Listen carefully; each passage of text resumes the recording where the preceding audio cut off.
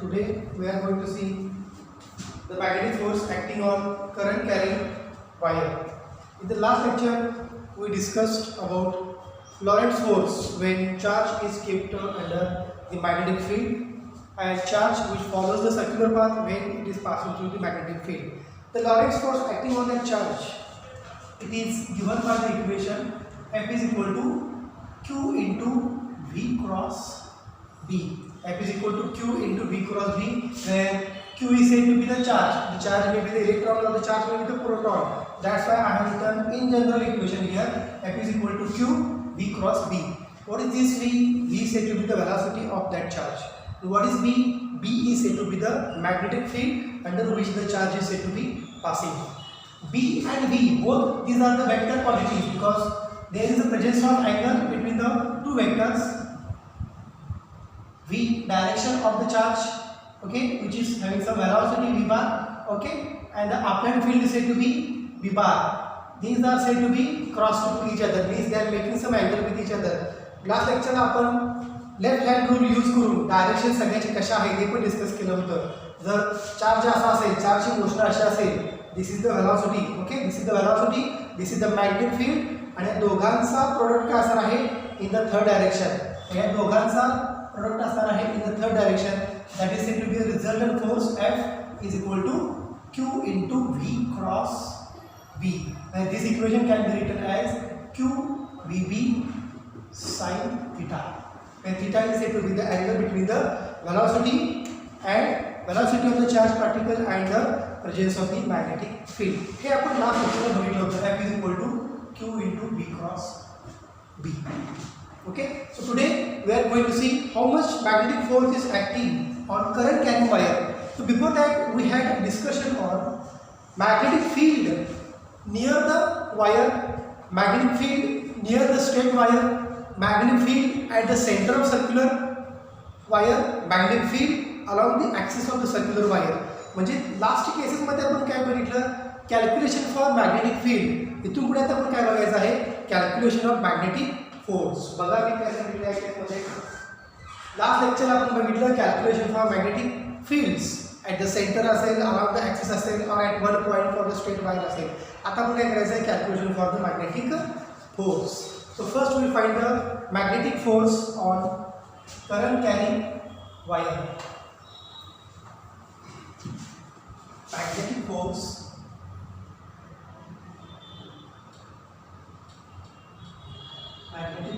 on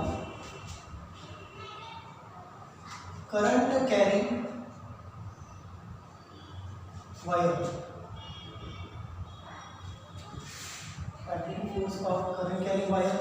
Okay, current carrying wire or I can say current carrying a loop passing through wire. त्याच्या around किती magnetic force produce होतो due to the flow of that charge that we are going to find here. आता या case मध्ये आपण तीन cases consider करायचे. पहिली केस म्हणजे current carrying wire. Current carrying वायरच्या जवळ किती मॅग्नेटिक फोर्स त्या चार्ज वरती ऍक्ट होतोय तो कॅल्क्युलेट करायचा आहे. त्याच्यानंतर दुसरी अशी वायर घ्यायची, magnetic force around the arbitrary shaped wire. Arbitrary म्हणजे कुठलाही शेप त्या वायरचा असू शकतो. Arbitrary shaped wire, okay. And magnetic force due to helical shape. Helical शेपमध्ये चार्जची मोशन हेलिकल कशी असते ते आपण या ठिकाणी बेसिक डिस्कशन बघायचं आहे. तो सगळ्यात महत्त्वाचा पॉईंट आहे तो म्हणजे हा current carrying in a wire.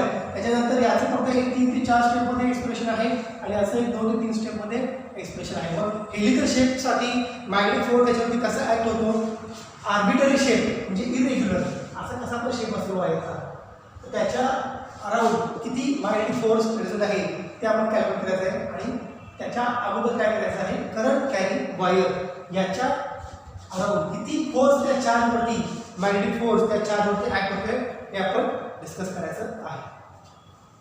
So first we discuss current carrying wire, magnetic force on current carrying wire. Before that we discuss the concepts regarding the velocity of the charge and current. आता जर असं length असेल This is the length of the conductor. Current passing through conductor in this direction. Current passing through in this direction, I. It is represented as I. Charge flowing in opposite direction to current. म्हणजे charge असा flow होतोय, तो electron असेल किंवा कुठला तरी charge असेल, charge असा फ्लो होतोय की त्याचे काय असणार आहे, velocity. Okay, but this is the conductor which consist of number of charges और I can say number of electrons, and when number of charges are present in a conductor which carries current I, then the number of charges effectively moving with the velocity is said to be drift velocity Vd. हे आपण 11th ला study केलेला आहे, drift velocity of charges. Drift म्हणजे काय, it is the effective velocity of the all charge particles और effective velocity of the all charges. Means या चार्जला पुढे जायचं आहे, या चार्जला पुढे जायचं नाही, पण याच्या स्पीडमुळे काय होते, या चार्जला आहे तसं पुढे जावं लागतंय. Effectively they have to move in a opposite direction to the current. That's why their effective motion with effective speed, that speed of all charges is said to be a drift velocity of the charges or drift velocity of the electrons. आता बघा, electrons किंवा charges start कुठे झाले, इथून start झाले, end कुठे झाले, इथं एंड झाले. म्हणजे त्यांची वेलॉसिटी या इतक्या लिमिट पर्यंतच आहे, इथून स्टार्ट होतील किंवा इथं एंड होतील. Is clear. मग या वायरची लेंथ किती आहे, L. Is it clear? So within this length, all the charges are moving with the velocity Vd. या इतक्या लेंथ मध्ये चार्जेस वेलॉसिटी किती आहे, Vd. मग वेलॉसिटी डिफाइन कशी करणार, या केस मध्ये velocity is equal to distance upon time. Distance किती कव्हर केलं चार्जेसनी, इथून स्टार्ट झाले इथं एंड झाले, म्हणजे डिस्टन्स टोटल चार्जेस किती कव्हर करू शकतात, maximum distance cover is L. Okay, and L इतकं डिस्टन्स कव्हर करायला टाइम किती लागणार, टी. ती त्यांची काय असणार आहे, ड्रिफ्ट वेलॉसिटी Vd. वेलॉसिटी म्हणजेच काय, डिस्टन्स अपॉन टाइम. बरोबर, किती डिस्टन्स कव्हर करणार ते एल. एल डिस्टन्स कव्हर करण्यासाठी टाइम किती लागणार, T. So drift velocity of the electrons within the conductor of length L, Vd is equal to L by T. आणि करंट कसा flow होतो याच्यामध्ये, current is I is equal to, current कसं define करणार, rate of flow of charge I is equal to Q by T. Therefore equation कसं rearrange करतो बघा, Q is equal to I into T. आता हे equation बघा, Vd is equal to L by T. त्याच्यावरनं T ची value कशी calculate करणार, T is equal to L upon Vd. T is equal to L upon Vd. If you put this value of T here, what you get equation, it is IL upon Vd. It is IL upon Vd. हे काय मिळालं, हे काय मिळालं, charge flowing through the conductor, it is given by the value IL upon Vd. बघा, current pass होतोय I within this length L, charges are moving from this one end to the other end. पण कुठपर्यंत charges flow होणार आहेत, L इतक्या डिस्टन्समध्ये flow होणार आहेत, त्यामुळे त्या चार्जेसची ड्रिफ्ट वेलॉसिटी काय असणार आहे, Vd. आता ड्रिफ्ट म्हणजे काय तुम्हाला मी सांगितलं आहे, drift velocity Vd is equal to distance upon time. किती डिस्टन्स जास्त जास्त ते चार्जेस कव्हर करू शकतात, they start from here and ends to here. So drift velocity is equal to L by T. Therefore T is equal to L upon Vd. And current expression काय आहे, rate of flow of charge Q by T म्हणजेच current term. Therefore Q is equal to IT. ती ची value काय केली, L upon Vd. So it is IL upon Vd. म्हणजे एवढे charges होणार. Charge flow is equal to current into length divided by velocity of the charges. Current into length divided by velocity of charges, you will get the number of charges passing through this current carrying wire. मग या ठिकाणी चार्जेसवर flow किती, चार्जेसवरती force किती apply होणार आहे ते आपण इथं डिस्कस करायचं आहे. That is a first point. So try to understand this concept first, then you can easily understand this concept. Magnetic force on current carrying wire.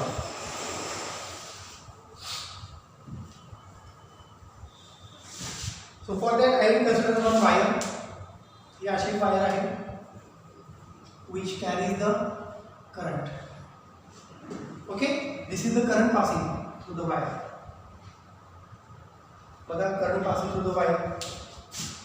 current असा पास होतोय, बरोबर. फील्ड कशा असणार बघा, जर करंट असा असेल तर फील्ड कशा असणार बघा, left hand rule last lecture आपण डिस्कस केला होता. चार्जेस कसे जात आहेत, असे जात आहेत. म्हणजे चार्ज असा जातोय बघा, करंट इकडे असेल तर त्याच्या अपोजिट डायरेक्शनला कोण असणार आहे, चार्ज. चार्ज जर असा जात असेल तर फील्ड कशी असणार आहे, perpendicular to that direction of charge. Field कशी आहे, बाहेर आहे. थंब बघा, मिडल थंब कसा आहे, outward. So outward field can be shown by, outward field can be shown by dots. हे डॉट्स म्हणजे काय, क्रॉस म्हणजे काय आपण डिस्कस केलेलं आहे. मी आता जास्त याच्यामध्ये डिस्कशन करत नाही. डॉटचं मिनिंग काय, the field is coming out. अशी फील्ड त्या कंडक्टरवरती, करंट कॅरिंग वायरवरती ऍक्ट व्हायला लागते. चार्जचा फ्लो असा आहे, फील्ड बाहेर आहे म्हणजे कशी दाखवली, डॉट. बरोबर. मग हा ए क्यू जर ए घेतला आणि हे बी घेतलं, या दोघांचा क्रॉस प्रोडक्ट कुठे आहे, थर्ड डायरेक्शनला. म्हणजे हा काय असणार आहे, magnetic force acting on that electron. म्हणजे तो फोर्स असा आहे, magnetic force acting on that electron. It is said to be F. Figure समजली का बघा. करंट कॅरिंग वायर, करंट असा फ्लो होतोय, करंटच्या बरोबर अपोजिट कोण फ्लो होणार आहे, चार्ज. म्हणजे चार्ज जर असा फ्लो झाला, हा जर चार्ज फ्लो झाला तर फील्ड कशी आहे, coming out. Coming out is represented by these dots. आणि मग हे दोघं जर परपेंडिक्युलर असतील म्हणजे तर फील्ड इकडे आहे, बाहेरच्या बाजूला आहे. फोर्स कसा आहे, वरती आहे. बरोबर. मग या चार्जवर मॅग्नेटिक फोर्स किती ऍक्टिव्ह होईल हे आपण या ठिकाणी कॅल्क्युलेट करणार आहे. फिगर समजली बघा या केसमध्ये. डॉटचा अर्थ काय, field coming out, field coming out. The current passing, the current passing through wire. किती करंट पास होणार आहे वायर मधून, Q is equal to I is equal to Q by T. Therefore Q is equal to IT. Q is equal to IT. I can see it is a I dot T. But velocity, drift velocity, चार्जेसची velocity किती आहे, चार्जेसची velocity किती आहे, VD. मी मगाशी discuss केलं होतं. Drift velocity म्हणजे काय, effective velocity of the all electrons when they are passing through the conductor under the action of the field. So drift velocity VD, it is defined as distance upon time. Length किती आहे बघा, कंडक्टरची इतकी आहे. हे इतक्या लेंथमधून, इतक्या लेंथमधून इलेक्ट्रॉन चालले. So distance travel from this distance to this distance, total distance travel. हे डिस्टन्स ट्रॅव्हल करायला टाइम किती लागला, T. So distance upon time that gives the velocity VD. Therefore T is equal to L upon VD. Therefore charges flow, Q is equal to काय होणार बघा, I into T ची value काय मिळाली, L upon VD. This is equation. Step समजली का बघा. Current किती फ्लो झाला वायरमधनं, Q by T. Therefore Q is equal to IT. But VD, drift velocity, is distance upon time. Therefore time is equal to distance upon velocity. T ची value इथे put up करायची, काय निघाला, Q is equal to I L upon VD. So this much is charge flowing, I L upon VD. Magnetic force acting on the wire. हा जो magnetic force act होतोय त्या चार्जवरती, तो कोणता फोर्स असणार आहे, लॉरेंट्झ फोर्स. मी लास्ट लेक्चरला सांगितलं होतं, under the action of magnetic field, the force acting on wire is said to be a magnetic force. The force acting on a wire in which charges are there, that force is said to be a Lorentz force. So Lorentz force किती आहे बघा, under the action of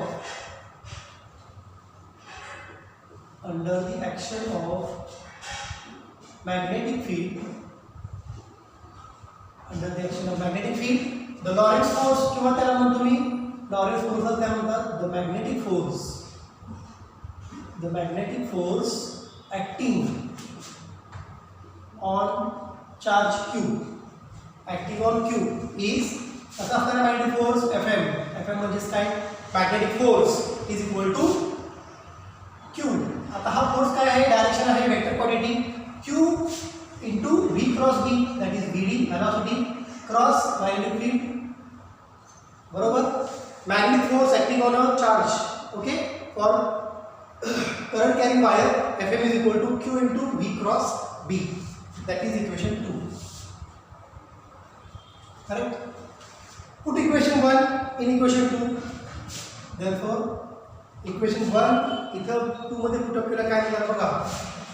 Fm bar is equal to Q. Q ची value काय बघा, IL upon VD. IL upon VD, that is VD cross B cross. हे vector form आहे. आता VD आणि B म्हणजे काय बघा, VD आणि B काय बघा, ही वेलोसिटी, हे फील्ड, दोघांमध्ये अँगल किती आहे 90. म्हणजे हा प्रॉडक्ट कुठला आहे A, हा कुठला आहे B. A क्रॉस B काय असतो AB sin theta. A cross B काय असतो AB sin theta is equal to IL upon VD. A cross B म्हणजे AB sin थीटा, म्हणजे B क्रॉस B म्हणजे VD B sin थीटा. पण दोघांमध्ये angle किती आहे sin थीटा, म्हणजे ही वेलोसिटी आहे चार्जेसची, ती काय आहे मॅग्नेटिक फील्ड, म्हणजे किती अँगल आहे दोघांमध्ये 90. त्यामुळे ही व्हॅल्यू डायरेक्ट करणार आहे 90 होणार आहे. sin theta is said to be 90. Therefore आता हे कन्वर्ट केलं, त्यामुळे हे काय होणार आहे स्केलर मध्ये. Fm is equal to IL upon VD into B. Scalar मध्ये कन्वर्ट केलं VD इंटू B.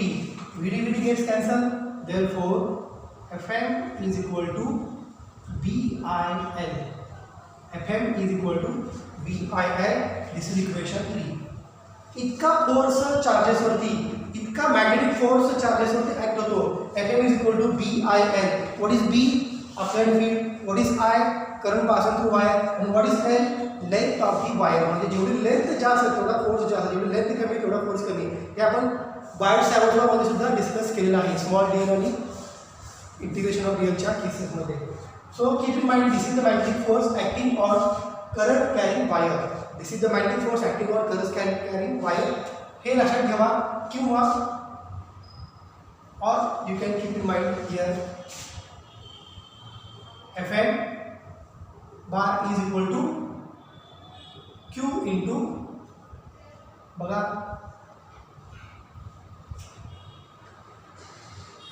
ठीक आहे, एकच इक्वेशन आहे त्यामध्ये आपण लक्षात ठेवा, दुसरं वेक्टर फॉर्म मध्ये देण्याची काही गरज आहे.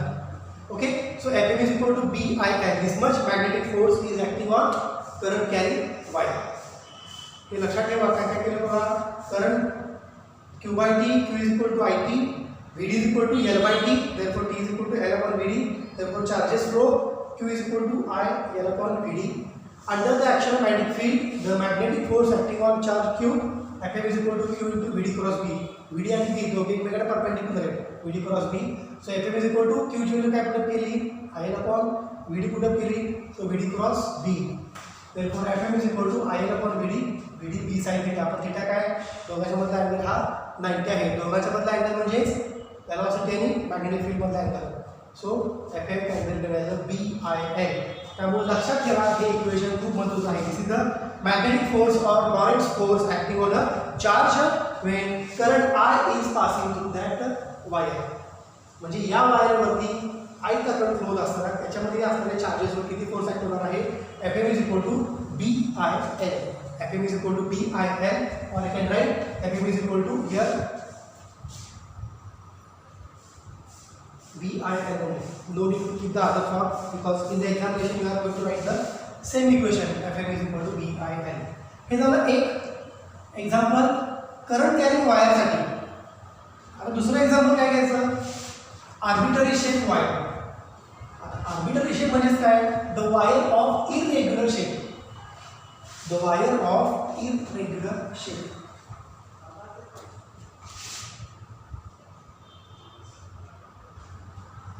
Arbitrary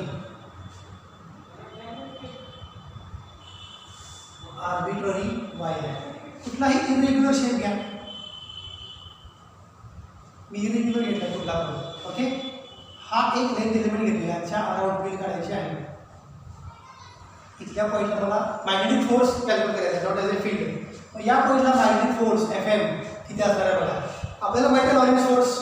ओके, किती आहे लॉरेंट्झ फोर्स, इट इज नाउ वायरवरती किती असतो लॉरेंट्झ फोर्स, इट इज BIL. ठीक आहे, it is BIL. Current constant असतो, फील्ड कॉन्स्टंट असते, फक्त काय होतं लेंथ चेंज होते. आता या केसमध्ये बघा लेंथ इथं आहे, या लेंथवरती स्मॉल लेंथ DL वरती स्मॉल फोर्स कसा आपला होणार आहे, या पॉईंटला स्मॉल फोर्स कसा असणार आहे DFM. DL साठी DFM. टोटल लेंथ जर असेल, आर्बिटरी शेप वायरची लेंथ जर L असेल तर काय असणार आहे total force FM. Total length साठी total force FM, small length साठी स्मॉल फोर्स ऑफ DFM. लक्षात ठेवा, इथे कन्फ्युजन होतंय. टोटल लेंथला टोटल फोर्स M, स्मॉल लेंथला स्मॉल फोर्स DFM. मग या ठिकाणी DFM मला डायरेक्ट आपण या ठिकाणी अप्लाय करू. DFM इज इक्वल टू काय काय कॉन्स्टंट आहे, B कॉन्स्टंट आहे, I कॉन्स्टंट आहे, बरोबर, इनटू DL. हा स्मॉल फोर्स. इथला जर DL घेतला तर आणखीन एक स्मॉल एलिमेंट DL, आणखीन एक स्मॉल एलिमेंट घ्या, आणखीन एक स्मॉल एलिमेंट घ्या. हे स्मॉल एलिमेंट मिळून काय होणार आहे टोटल लेंथ L. त्यामुळे काय होणार आहे integration. Therefore total magnetic force DFM is equal to BI total integration of the small elements length DL. म्हणजेच काय होणार आहे again FM is equal to BIL. तोच मिळाला का बघा Lorentz force. FM is equal to BIL.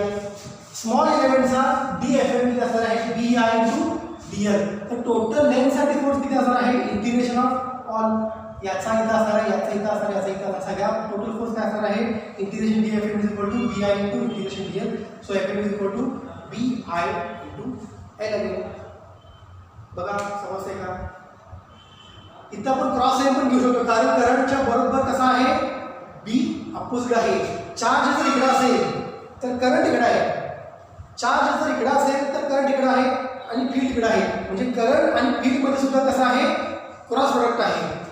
इकडे जर फील्ड असेल, इकडे जर चार्ज असेल तर इकडे काय असणार आहे करंट. म्हणजे करंट आणि बी मध्ये सुद्धा काय अँगल आहे, करंट आणि बी मध्ये सुद्धा काय अँगल आहे. त्यामुळे काही केसमध्ये काही बुकमध्ये सुद्धा असं दिलेलं आहे it is I cross B into L असं सुद्धा त्या केसमध्ये दिलेलं आहे. But you should keep in mind in general Lorentz force acting on magnetic force acting on arbitrary shaped wire. So this is FM is equal to BIL.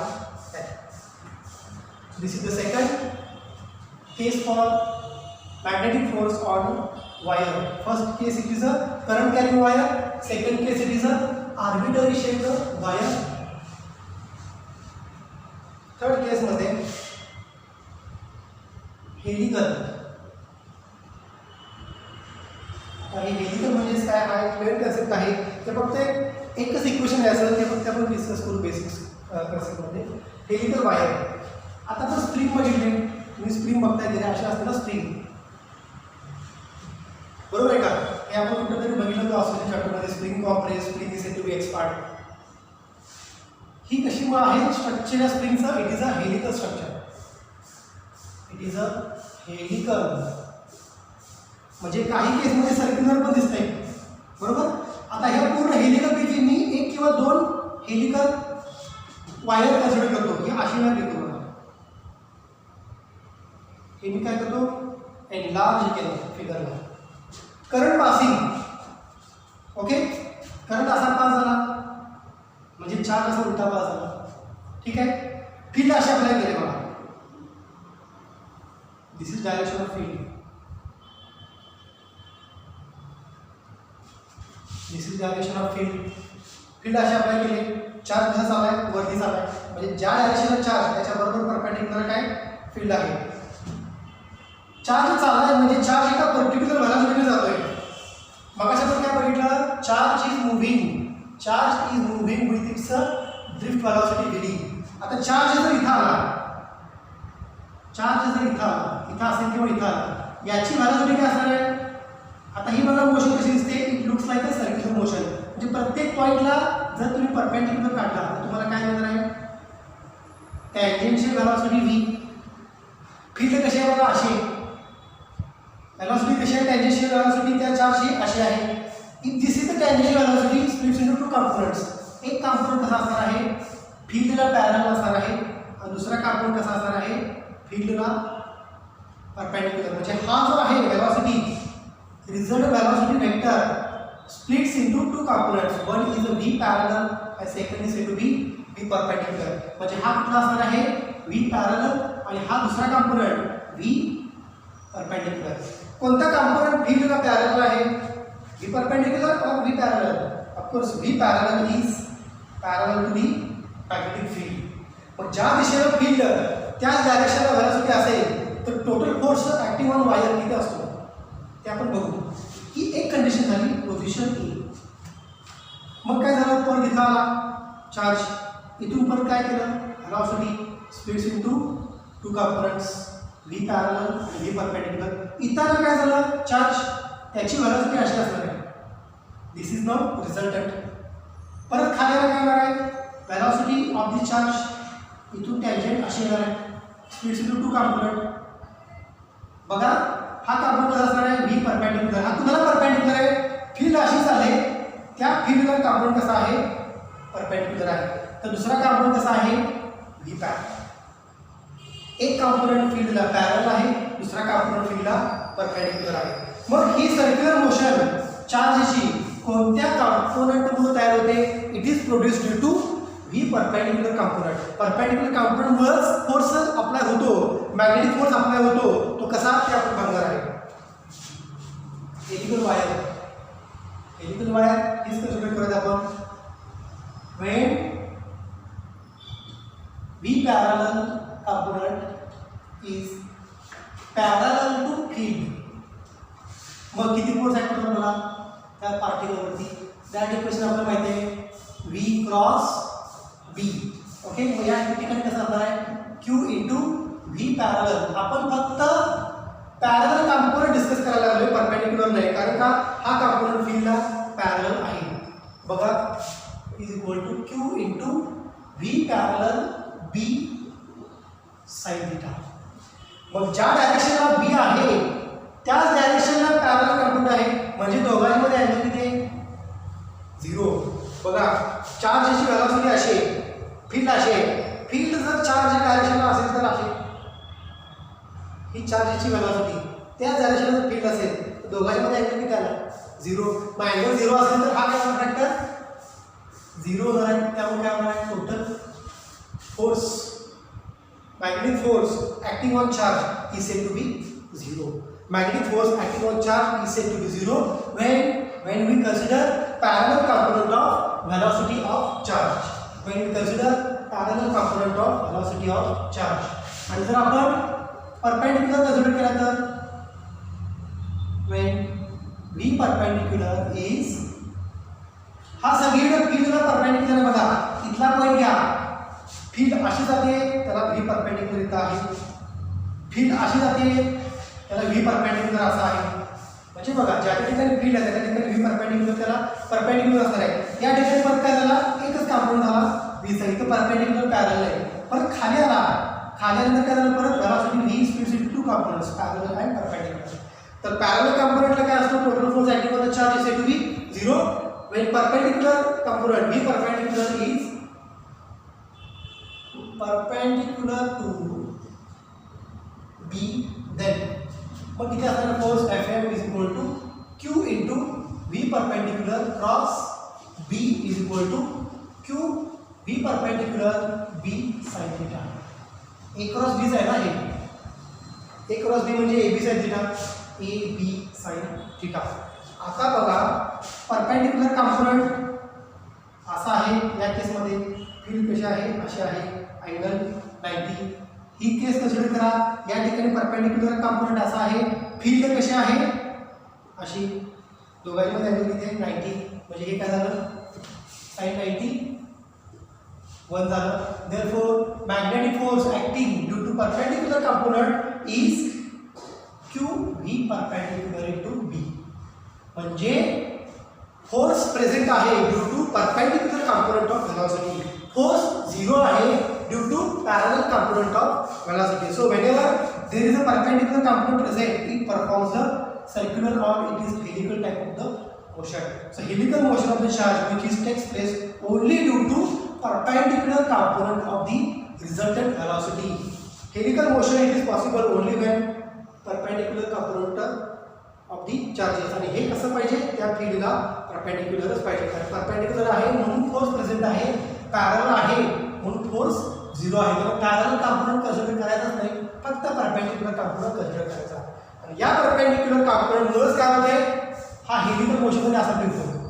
म्हणजे तो force काय करतो बघा, परपेंडिक्युलर कंपोनंट व्ही टी जो फील्डला perpendicular आहे तो circular मोशनमध्ये फिरण्यासाठी प्रयत्न करत असतो. जर पार्टिकल इथं आला तर काय करतो, व्हेलॉसिटी व्ही परपेंडिक्युलर आणि व्ही पॅरलल. आता फील्ड कशी आहे, अशी आहे, फील्डला व्ही पॅरलल बघा, फील्ड अशी आहे आणि व्ही पॅरलल इकडे आहे. मग दोघांच्या मध्ये अँगल किती आहे, 180. साइन 180 काय असतो, परत 0.